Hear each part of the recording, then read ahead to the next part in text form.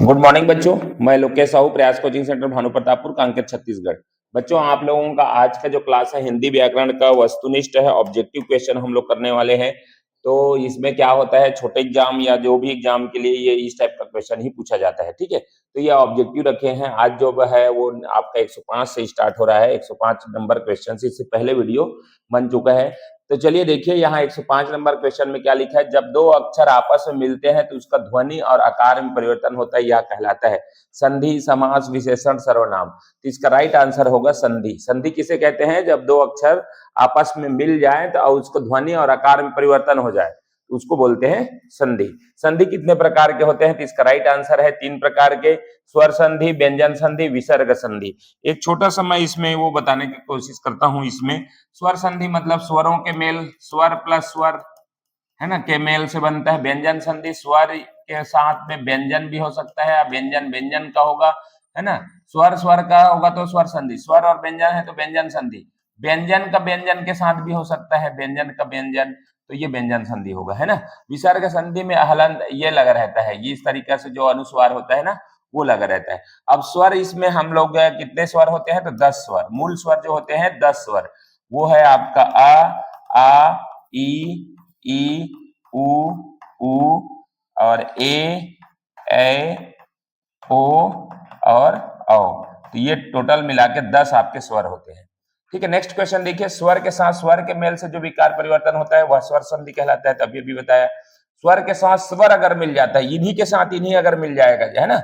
तो देखिए, जैसे कि आपका है ये आ है और ये आ है, ई है, कोई भी चीज इसके साथ मिल जाए तो स्वर संधि कहलाता है। गढ़ धन ईस, आप देख रहे हैं अ है, यहाँ पर गढ़ में क्या है? अ है और ई बड़ा वाला है तो गणेश हो गया। इसमें कौन सा संधि है? तो स्वर संधि है ना। इसमें कौन सा संधि है? तो स्वर संधि है। यही चीज है आपकी, ये अ है यहाँ पर गढ़ में, हर शब्द के अंत में अ छुपा रहता है ना, अस्वर रहता है। तो स्वर के साथ में अगर स्वर बड़ा वाला देखिए, ई जो है ये कौन सा है? स्वर संधि है। तो गणेश हो गया, तो कौन सा संधि हो गया? स्वर संधि। तो अभी आपका नेक्स्ट आपका क्वेश्चन है, यहाँ पर लिखा भी गया है ना। गढ़ का अ और ईस का ई दोनों मिलकर स्वर मिलकर ए बनाए, यानी परिवर्तन हुआ, दो स्वरों के मेल से विकार उत्पन्न हुआ, यह यहाँ पर क्या है? स्वर संधि है। चलिए, कुछ स्वर संधि के उदाहरण है, जैसे धर्म धन आत्मा, यहाँ भी अ है और यहाँ बड़ा आके मात्रा है, धर्मात्मा हो गया। देश धन आटन, देशाटन, इसको ऐसे ही याद रखे कम से कम, है ना। तो इसको आपका कुछ ना कुछ आ जाएगा, देश धन आटन, देशाटन। महाधन आशय, महाशय। कवि छोटा ही है, देखो कवि में छोटा ही लगता है ई, ये छोटा ई है ना, और ये बड़ा ई, दोनों मिलकर बड़ा ई बन गया। ठीक है, कविश बन गया। ठीक है, कविश। महाधन ईश, महेश। रामधन ईश, रमेश। तो इस तरीका से जो है स्वर संधि का आपका मेल होता है। अच्छा, इसका बेसिक वीडियो आपको देखना है पूरा है विस्तार से, तो आपका अलग से वीडियो है, आप उसको यूट्यूब में देख सकते हैं, या तो हमारे चैनल में या तो ऐप में आप देख सकते हैं। ठीक है, चलिए नेक्स्ट है आपका 109 नंबर क्वेश्चन। व्यंजन वर्ण के साथ स्वर या व्यंजन के मिलने से जो विकार। अभी देखो व्यंजन कौन कौन, व्यंजन क्या है ना। व्यंजन क्या चीज होता है? तो व्यंजन बहुत सारा चीज है। यहाँ पर व्यंजन मतलब आपका 35 व्यंजन होते हैं, 35 व्यंजन। इसका विस्तार से मैंने पूरा इसका व्यंजन अल्फाबेट वाला चैप्टर में कराया हुआ है। तो अभी इसमें मैं सिर्फ ऑब्जेक्टिव रखा हूं, तो सारे चीजों को मैं यहाँ नहीं बता पाऊंगा। तो चलिए ठीक है, व्यंजन के साथ व्यंजन का हो तो उसमें क्या बोलते हैं? व्यंजन संधि। वाक, यहाँ पर अ है ना, और ईस, वागीस। देखिए यहाँ पर क है, क वर्ण आ गया, उसके बाद ई है तो वागीस हो गया, बड़ा ई। ठीक है, इसमें कौन सा संधि है? तो आपका कौन सा संधि है? इसमें अ है और आपका है ई। ठीक है, तो ये आपका वागीस हो गया, ग बन गया, तो ये भी आपका व्यंजन संधि हो गया।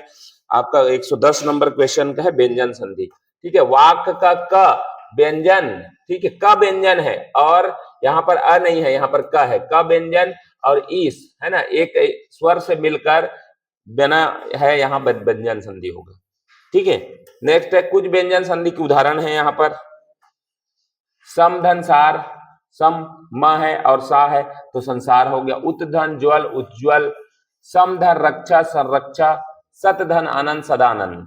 जगत धन नाथ, जगन्नाथ। उत धन आर, उतधार। मैं इतना बोल सकता हूं कि आपका ये सारे सिलेक्टेड क्वेश्चन है, इसका संधि विच्छेद क्या होता है? देखिए ये विच्छेद है, दो भागों में टूटा वो विच्छेद हुआ, आपको ध्यान रखना है विच्छेद। अब ये हो गया आपका संधि हो गया, दो भागों का एक मिल के बनना वो संधि कहलाता है, और दो भागों का टूटना वो कहलाता है विच्छेद। तो ये दो पूछा जाता है, ठीक है। जैसे कि ये पूछेगा उज्ज्वल का सही संधि विच्छेद क्या होगा, तो ये आपको ध्यान रखना है, उत धन ज्वल। आप 8-10 ऐसे याद करते जाएंगे, उसमें भी बहुत बेसिक क्लियर हो जाएगा, ठीक है। 111 नंबर क्वेश्चन देखते हैं। 111 नंबर है विसर्ग के साथ स्वर या व्यंजन। देखिए विसर्ग के साथ स्वर्ग या व्यंजन के मेल से जो विकार या परिवर्तन होता है वो क्या कहलाता है? तो वो है आपका विसर्ग संधि कहलाएगा। क्या कहलाएगा? विसर्ग संधि, ठीक है, विसर्ग संधि, ठीक है। विसर्ग के साथ मेल, विसर्ग ये रहता है, इसके साथ मेल अभी आएगा नहीं। देखिए जैसे कि 112 नंबर क्वेश्चन में है निधन चय, निही मेल जो लगा है ना, ये जो लगा है बिंदी वो ही आपका क्या है? विसर्ग है। और चय तो ये हो गया आपका स बन गया, निश्चय बन गया। में कौन से संधि है? तो बिल्कुल आपका क्या कौन सा संधि है? विसर्ग संधि है।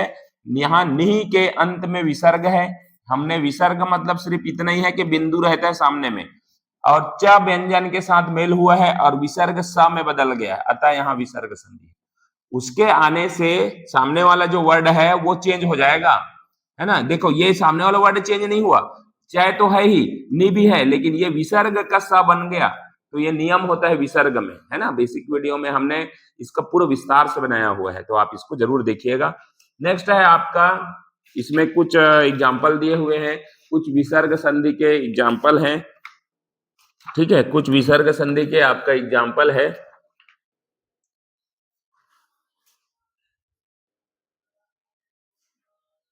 ठीक है, कुछ विसर्ग संधि है, जैसे कि आपका है तपह धनवन तपोवन। बिल्कुल आपको इस तरीका से तपोवन का विसर्ग क्या होगा ये याद रखना है, ठीक है, विच्छेद में, ठीक है। विसर्ग में दो भागों विच्छेद, इसको विसर्ग, इसको संधि बोलते हैं, ये है आपका विच्छेद। मनहाधन योग, मनयोग, अक्सर पूछा जाने वाले वर्ड को मैंने रखा है। मनहाधन ताप, मनस्ताप, निधन रोग, निरोग, नमःधनकार, नमस्कार, मनहधर रथ, मनोरथ, दूधन कर, दुष्कर, यश धन दा, यशोदा, ठीक है। तो ये बहुत सारा चीज आपको याद करने वाले हैं, ठीक है। 113 नंबर सतधन चरित्र, सच्चरित्र किस संधि का उदाहरण है? तो ये है आपका राइट आंसर, इसका होगा व्यंजन संधि।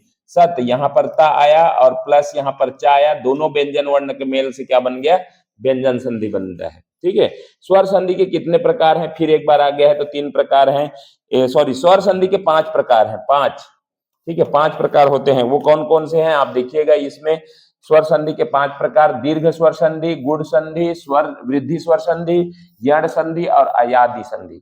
5 प्रकार के स्वर होते हैं। स्वर की संख्या हिंदी में कितनी होती है? 5 प्रकार के, है ना। तो उसी तरीके से अंग्रेजी में भी है हमारा स्वर, वावेल जो बोलते हैं हम लोग, वावेल, है ना, वावेल जो बोलते हैं 5 प्रकार के होते हैं ना, 5 वावेल होते हैं, 5 वावेल होते हैं, ये अलग है, प्रकार अलग है ना। तो 5 वावेल होते हैं वो अलग है ना। तो ये 5 प्रकार के होते हैं।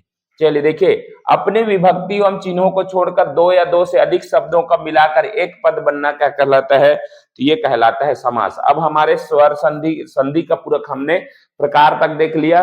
कहाँ कहाँ होता है ये सबका वीडियो मेरे पास अलग से है, बहुत लंबा हो जाता है, इसलिए वीडियो मैंने इस तरीके से नहीं बनाया, ठीक है। तो चलिए आपका यहाँ पर तो है, अलग वीडियो आपको और मिलेगा, वो उपलब्ध हो जाएगा, ठीक है। अपनी विभक्ति एवं चिन्हों को छोड़कर 2 या अधिक शब्दों को मिलकर बनता है, उसको कहते हैं समास। समास के बारे में सत्य कथन है। तो यहाँ पर समास में कोई शब्दों का मेल होता है, बिल्कुल समास में शब्दों का मेल को ही समास बोलते हैं। कई शब्द मिलकर एक पद बन जाते हैं, बिल्कुल करेक्ट है ये भी, है ना, ये भी करेक्ट, ये भी करेक्ट। शब्दों के बीच की विभक्ति चिन्ह का लोप हो जाता है, ये भी करेक्ट है। समस्त पद का कभी प्रथम पद प्रधान होता है और कभी अंतिम पद, ये भी करेक्ट है। तो उपरोक्त सभी सही है। इस सवाल का क्या आंसर होगा? सभी सही है, ठीक है। नेक्स्ट है उदाहरण में, आप इसका इसी का उदाहरण आप देख सकते हैं कि उदाहरण क्या लिखा है कि राजपुरुष शब्द में, ठीक है, राजपुरुष शब्द में, राजपुरुष देख रहे हैं आपका क्या है, राजपुरुष शब्द में इसमें 2 पद है, राज एवं पुरुष। ये देखे राज एवं पुरुष, ये प्रथम पद कहलाएगा और ये दो है द्वितीय पद कहलाएगा। तो 2 पद होते हैं समास में। कितने पद होते हैं? 2 पद। पहला पद प्रथम कहलाएगा, दूसरा पद द्वितीय कहलाएगा। दोनों मिलकर एक हो गए हैं, जैसे कि राजपुरुष बन गया, राज और एवं पुरुष, राज एवं पुरुष दोनों मिलकर क्या बन गया, राजपुरुष। एक पद, दोनों के बीच की विभक्ति चिन्ह लुप्त हो गया। विभक्ति चिन्ह क्या था, एवं था, जोड़ने वाला चिन्ह को विभक्ति चिन्ह। राजपुरुष का विग्रह करने पर राज का पुरुष होता है, तो ये एवं नहीं था, ये है, ठीक है, का विभक्ति है, ठीक है। विभक्ति हमारे पास कितने होंगे, विभक्ति 7 होते हैं, ध्यान रखना, विभक्ति 7। आगे वीडियो में आएगा जब इसका हम पूरा पढ़ेंगे ना, इसके अभी तो समास चल रहा है, उसका भी ऑब्जेक्टिव हम करेंगे, है ना। तो यहाँ का जो है ना, क्या है, विभक्ति है। तो राज पुरुष, राज का पुरुष था तो राजपुरुष हो गया। राजपुरुष समस्त पद में अंतिम पद पुरुष प्रधान है, देखिए, तो पुरुष प्रधान है ना, तो ये आपका प्रकार में भी समझ में आएगा। समास के भेद कितने प्रकार के होते हैं, तो कितने प्रकार के समास होते हैं, तो राइट आंसर है इसका 6 प्रकार। आप देख सकते हैं यहाँ पर लिखा भी गया है 6 प्रकार के समास कौन कौन से हैं, ठीक है। तो अव्ययी भाव समास, तत्पुरुष समास, कर्मधारय समास, द्वंद्व समास, द्विगु समास, बहुब्रीहि समास, इस प्रकार से 6 प्रकार के समास है। तो अभी आपका यहाँ पर कुछ एकाध समास के बारे में भी दिया गया है परिभाषा के तौर पर, ठीक है। जिस समास का पहला पद प्रधान तथा समस्त पद अव्यय हो वहां होता है, वहां कौन सा समास होता है, तो अव्ययी भाव समास यहाँ पर होता है ना। तो ध्यान रखना, पहला पद प्रधान होगा, जैसे कि आपका अव्ययी भाव समास उदाहरण है प्रतिदिन, यथाशक्ति, आजन्म, देख रहे हैं। यहां मैं अगर आजन्म की बात करूं तो आ जो है ना और जन्म जो है 2 भागों में टूटा है, ये द्वितीय पद है और ये प्रथम पद है, तो प्रथम पद प्रधान है, है ना। आ से आपका जन्म में अगर जोड़ दिया गया तो आजन्म बन गया, तो प्रथम पद की वजह से चेंजेस हुआ, तो यही है आपका अव्ययी भाव समास। 19 नंबर है, जिस समास में अंतिम पद प्रधान होता है वहां समास होता है। अंतिम पद जिसमें समास होगा तो वहां पर क्या होगा, तो वहां पर होगा आपका तत्पुरुष समास, ठीक है। जिस समास में पहला पद विशेषण और दूसरा पद संज्ञा हो वहां पर क्या होता है, ठीक है, तत्पुरुष समास हो गया, ये अंतिम पद प्रधान होता है। जिस समास में पहला पद विशेषण और दूसरा पद संज्ञा हो वहां पर कौन सा समास होता है, तो यहाँ पर होता है तत्पुरुष समास। यहाँ भी क्या होगा, तत्पुरुष। तत्पुरुष के कितने प्रकार हैं, तत्पुरुष के और 6 प्रकार होते हैं, ठीक है, 6 प्रकार होते हैं। तो इसका विस्तार से हमने वीडियो डाला हुआ है, उसको आप देखेंगे। अभी सिर्फ मैं ज्यादा नहीं, सिर्फ आंसर के देने का प्रयास कर रहा हूँ, एक्स्ट्रा बताने के प्रयास नहीं कर रहा हूँ, ठीक है। अब यहाँ पर एग्जाम्पल है आपको, ठीक है। 6 प्रकार के तत्पुरुष होते हैं, है ना, वो कौन कौन से होते हैं, तो कर्म तत्पुरुष, ये है प्रथमा होता है प्रथमा तत्पुरुष। करण है द्वितीय, क्रम से रखा हूं मैं, द्वितीय तत्पुरुष। तीसरा है संप्रदान तत्पुरुष, मतलब नाम भी कर्म तत्पुरुष, करण तत्पुरुष, संप्रदान, अपादान, संबंध, अधिकरण, ऐसा तत्पुरुष के नाम होगा, या तो फिर प्रथमा द्वितीय तृतीया भी होगा, प्रथमा द्वितीय तृतीय, चतुर्था, पंचमा और है षष्ठी, ठीक है। तो ये कितने हो गए, 1 2 3 4 5, एक और है आपका सप्तमी, ठीक है, सप्तमी तत्पुरुष, जिसमें आपका क्या है, एक छूटा हुआ है, यहाँ पर है आपका संबंध हो गया, अधिकरण हो गया, उसके बाद है एक और है, ठीक है। तो 7 तत्पुरुष होते हैं, 7, ठीक है। तो ये हो गया समास के उदाहरण। कर्म को का लोप हो जाता है, यहाँ पर विभक्ति चिन्ह जो होता है ना वो को का लोप हो जाता है, जैसे यश प्राप्त, यश को प्राप्त, देखो ये अब जब हम उसको समास विग्रह करेंगे ना तो यश प्राप्त का यश को प्राप्त होगा। गगन चुंबी, इसको जब मैं विग्रह करूंगा ना तो गगन को चुमने वाला, तो को जो है ना बीच में ये जो है गगन को चुमने वाला, उसका को जो है ना यहाँ पर बंद हो गया, अलग हो गया, इसको गगन चुंबी बन गया, तो यहाँ पर को का लोप हो गया। से का लोप हो जाना तो से का लोप होगा करुणापूर्ण, है ना, करुणापूर्ण, करुणा से पूर्ण, यहाँ से का लोप हो गया, से का लोप होके करुणापूर्ण बन गया। मन चाहा, मन से चाहा अगर विग्रह करूंगा ना तो ये हो गया मन चाहा, ठीक है, से का लोप। संप्रदान के लिए इसका लोप हो जाता है। प्रयोगशाला, देखो प्रयोग के लिए शाला, देख रहे, गौशाला, गौ के लिए शाला, तो के लिए का लोप हो जाता है, प्रयोगशाला जुड़ जाता है, तो एक हो जाता है ना, प्रयोगशाला। अपादान से तत्पुरुष, अलग होना का लोप होना है। पाप मुक्त, पाप से मुक्त। देश निकाला, देश से निकाला, अगर मैं इसका आगे बनाऊंगा ना देश से निकाला हो जाएगा, तो ये हो गया जो है से का मुक्त, वो भी अलग होने का भाव। जैसे पेड़ से पत्ती गिरते हैं, यहाँ पर मैं लिख सकता हूँ पेड़ से पत्ती का गिरना, पत्ती गिरते हैं, तो देखो गिरना मतलब क्या होता है, गिरते हैं, तो गिरते हैं मतलब टूट कर अलग हो जाता है, वापस जुड़ नहीं सकता, तो अलग हो जाने के भाव से पाप से मुक्त लिखा है, तो पाप से पूरी तरह से मुक्त हो गया, आजाद हो गया, अलग हो गया। तो से संबंध का के की, ये तीनों है विभक्ति का लोप हो जाता है। का के की, राजपुत्र राजा का पुत्र, देश रक्षा देश का रक्षा, पराधीन पर के अधीन, है ना, जब उसको तोड़ेंगे। ठीक है, अधिकरण में पर का लोप हो जाता है, में पर का लोप हो जाता है। शोकमग्न शोक में मग्न, आप बीती आप पर बीती। ठीक है, चलिए नेक्स्ट है आपका, जिस समास में विशेषण और विशेष्य का या उपमान या उपमेय का संबंध हो वहां समास कौन सा होता है? तो वहां होता है आपका कर्मधारय समास। परिभाषा के तौर पर ध्यान रखना है, कर्मधारय समास। विशेषण और विशेष या उपमान या उपमेय का संबंध हो, जैसे कि यहाँ पर है आपका 122 नंबर क्वेश्चन को देखिए, इसी का उदाहरण दिया हुआ है। क्या होता है ये कर्मधारय समास? नील कमल में कौन सा समास है? तो यहाँ पर कर्मधारय है। देखो जैसे इसका एग्जाम्पल में नीलकमल, नीला कमल, जिसमें नीला जो है क्या है? विशेषण है ना। विशेषण मतलब क्या होता है? जो संज्ञा सर्वनाम का विशेषता बताते हैं। नीला है, कलरफुल बता रहा है कि नीला है। कमल, कमल विशेष्य हो गया या संज्ञा होगा। कमल नाम है फूल का, उसका नाम का विशेषण विशेष्य बताता है, वो विशेषता बताता है, वो विशेषण कहलाता है। तो विशेष्य वो हो गया ये। तो दोनों का संबंध जहां पर निकले, एक का विशेषता बताए, वो क्या कहलाता है? विशेषण। और जिसका विशेषता बताया जाता है वो क्या कहलाता है? विशेष्य। ठीक है, चलिए देखिए अब यहाँ पर कर्मधारय समास का उदाहरण लिखा गया है। चरण कमल, कमल के समान यहाँ पर आपका बीच में जुड़ गया, है ना। कनकशीलता, कनकलता में कनकशीलता, यहाँ पर ये आप देखिए, जब कर्मधारय समास में हम लोग जोड़ते हैं ना, तो किस तरीके से इस्तेमाल होता है विग्रह करने पर, वो चीज आपको पूरा कर्मधारय समास को बताता है। कमल नयन, कमल के समान नयन। प्राण प्रिय, प्राण के समान लग रहा है, जहां के समान टूटने पर बनता है वहां कर्मधारय। लाल मणि, लाल है जो मणि। महापुरुष, महान है जो। ठीक है, आधा है जो मरा अधमरा। चंद्रमुख, चंद्र के समान मुख। ठीक है, नीलकंठ, नीला है जो कंठ। मृग नयन, मृग के समान नयन। महादेव, महान है जो देव। परमानंद, परम है जो आनंद। क्रोध अग्नि, क्रोध रूपी अग्नि, यहाँ पर रूपी, देह रूपी लता। तो इस तरीका से जो जोड़ने पर, ठीक है, आपको विग्रह करने पर के समान और है जो से टूटे बने, है ना, वो वहां होता है आपका कर्मधारय समास। तो ये पहचान है, विग्रह करने पर जिस वर्ड का विग्रह करोगे तो के समान और है जो, है ना, की सी, इस तरीका से टूटने पर बने, वो कहलाता है कर्मधारय समास। ठीक है, चलिए नेक्स्ट है आपका 123 नंबर क्वेश्चन। 123 नंबर क्वेश्चन में क्या लिखा है? जिस समास में दोनों पद प्रधान होते हैं। दोनों पद, देखिए दोनों पद प्रधान कैसे होंगे?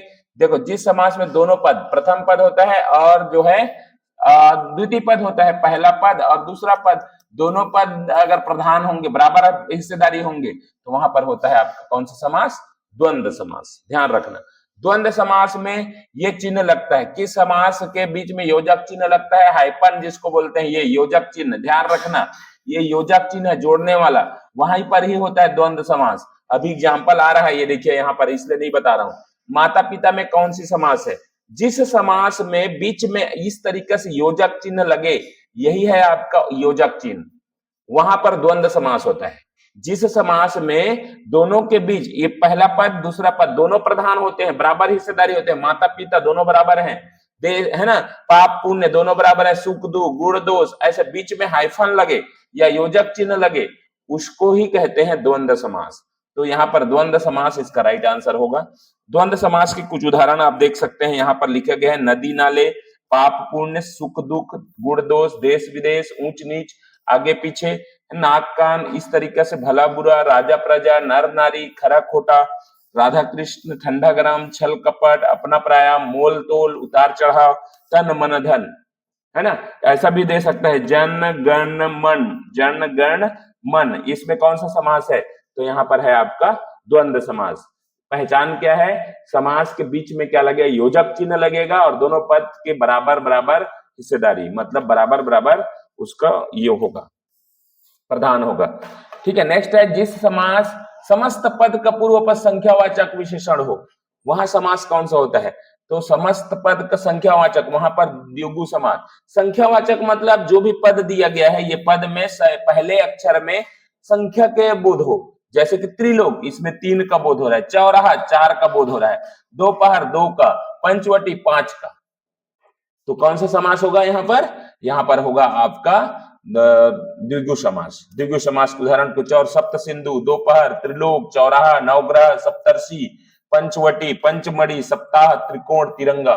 सब में शुरू अक्षर में क्या निकल के आ रहा है? शुरू वर्ड जो है संख्यावाचक हो रहा है। तो यहाँ पर क्या होगा आपका? संख्यावाचक है तो द्विगु समास आपका होगा। ठीक है, चलिए लास्ट पेज है आपका 128 नंबर। संधि और समास का यहाँ बहुत सारा चीज आपका फैक्ट क्लियर हो गया होगा।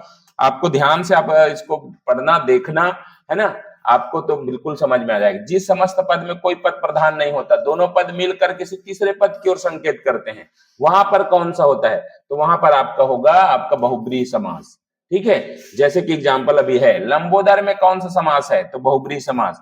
अब देखिए कि बहुब्रीहि समास की क्या पहचान होती है? वो जो भी पद दिया रहेगा ना, उससे हटकर ही किसी तीसरे रिजल्ट की ओर ले जाता है। जैसे कि देखिए लंबोदर, लंबोदर में लंबा है उदर जिसका। देखो पेट जो बड़ा रहता है ना, बाहर निकला रहता है, उसी को उदर बोलते हैं। अंदर को पेट बोलते हैं, स्टमक है ना। लंबा और उदर दोनों पद मिलकर, लंबा और उदर, उदर मतलब बाहर निकला हुआ पेट का हिस्सा, किसी तीसरे पद अर्थात गणेश की ओर संकेत किया। मतलब आप लंबोदर आप सुने होंगे, लंबोदर आप सुने होंगे, लंबा है उदर जिसका, मतलब हम उसको लंबोदर ही बोलते हैं। लंबोदर मतलब गणेश होता है। ठीक है, यहां पर कौन सा समास होगा? बहुब्रीहि समास। तो तीसरे की ओर इशारा करना मतलब क्या है? वो बहुब्रीहि समास। अब देखिए यहां पर दशानन, दस है आनंद जिसके, देखो दशानन किसको बोलते हैं? रावण को। महावीर, महान है वीर जो हनुमान को बोलते हैं। ठीक है, चक्रपाणी, चक्र है पाणी जिसके, विष्णु। पाणी है ना, चक्र में पाणी है। पंकज, पंख में पैदा होने वाला अर्थात कमल। चतुर्भुज, 4 भुजाएं हैं जिसके अर्थात विष्णु। मृगेंद्र, मृगों का इंद्र सिंह। ठीक है, प्रधानमंत्री, मंत्रियों में प्रधान है जो प्रधानमंत्री। मृत्युंजय, मृत्यु को जीतने वाला अर्थात शंकर। निशाचर, निशा में विचरण करने वाला अर्थात राक्षस। त्रिलोचन, 3 है लोचन जिसके अर्थात शिव। लोचन मतलब आंख होता है ना। पीतांबर, पीला है अंबर जिसका अर्थात कृष्ण। विषधर, विष को धारण करने वाला अर्थात सर्प। और घनश्याम, घन के समान श्याम है जो मतलब कृष्ण। चंद्रमौली, चंद्र है मौली पर जिसके अर्थात शिव। तो ये होता है बहुब्रीहि समास। पूरे समास को मैंने पूरा मतलब इसी में ऑब्जेक्टिव में मैंने लेके आया। ठीक है, तो ये संधि और समास का पूरा वीडियो इसमें था। अगर आपको बेसिक वीडियो देखना है, ध्यान से आप करिए, बेसिक वीडियो देखना है, इसका पूरा संधि समास का सबका अलग अलग पार्ट वाइज है, तो उसको आपको देखना है तो हमारा चैनल जो है उसको सब्सक्राइब कीजिए, लाइक कीजिए और आप शेयर करें। तो चैनल को सब्सक्राइब करने से नोटिफिकेशन आएगा और उसमें आप देख सकते हैं। दूसरा चीज आपका है, हमारा ऐप है प्रयास, PRAYAS, प्रयास है ना। ये ऐप गूगल प्ले स्टोर से डाउनलोड करें और वहां जिस भी कोर्स के लिए हिंदी के लिए अलग लेना है तो हिंदी का भी ले सकते हैं, या तो ऑल कॉम्पिटिटिव एग्जाम लोगे, बहुत सारा कोर्स आपको मिलेगा। तो चलिए इस वीडियो को यहीं पर समाप्त करते हैं। वीडियो अच्छा लगा तो लाइक शेयर कमेंट करें, चैनल को सब्सक्राइब करें। Thank you.